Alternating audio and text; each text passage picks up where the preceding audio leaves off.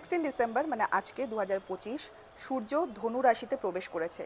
এটাকে খরমাসও বলা হয়। খরমাসটা কি? খরমাসটা হচ্ছে যখন সূর্য ধনু বা মীন রাশিতে প্রবেশ করে তখন সেই সময়কে খরমাস বলা হয়।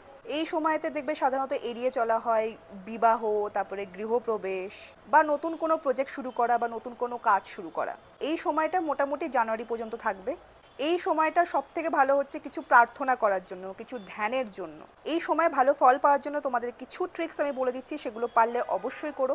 যাদের অর্থ সমস্যা চলছে তাদের জন্য একটা রেমেডি বলে দিচ্ছি। প্রতিদিন শিব মন্দিরে ঘি বা তিলের তেলের প্রদীপ জ্বালাবে।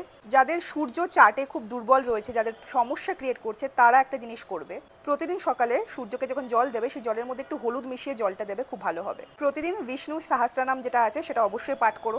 রবিবার দিন ডান হাতে অনামিকা তামার আংটি পরো, আর পূর্ব দিকে মাথা রেখে অবশ্যই ঘুমাবে। এই সময়ের ক্ষেত্রে কিছু শুভ রাশির কথা আমি বলে দিচ্ছি, যেমন কর্কট, কুম্ভ আর মীন রাশি। প্রত্যেকটা রাশির ক্ষেত্রে কি কি প্রভাব আসতে চলেছে আগেন আমি বলে দিচ্ছি। এটা চন্দ্র অনুযায়ী মানে মুন সাইন অনুযায়ী কি কি প্রভাব থাকবে তোমাদের রাশির ক্ষেত্রে আমি সেটা ডেসক্রিপশনে লিখে দিচ্ছি, কমেন্ট বক্সে লিখে দিচ্ছি। প্লিজ তোমরা কমেন্ট বক্সটা অবশ্যই চেক করে নিও, ওখানে ডিটেলসে সব কিছু লেখা থাকবে। এই রেমেডিগুলো মেনে চলো, ভাগ্য তোমাদের ঘুরবেই ঘুরবে। নিজের রাশিটা কমেন্ট করে যেও, অ্যান্ড এই রেমেডিটা করতে একদম ভুলবে না। অ্যান্ড এরকম অ্যাস্ট্রোলজিক্যাল আপডেট পেতে কার্ডস অফ সৈনিকা অবশ্যই ফলো করে নিও।